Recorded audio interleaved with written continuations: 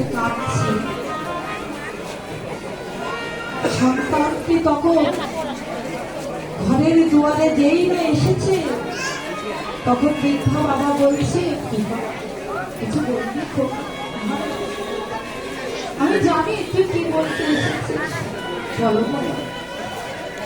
খোকারে, কাল সকাল হতে না হতে তুই আমাকে ওই বৃদ্ধাশ্রমে রেখে আসবি, সেই কথা বলার জন্য এসেছিস তো খোকা?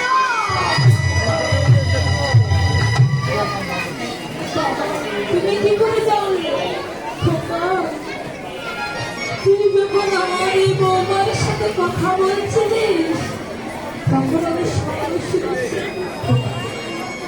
এই সংসার আমার আর ভালো লাগে না খোকা। আমার চিন্তা কেউ করুক বা না করুক, আমার বৌমাকে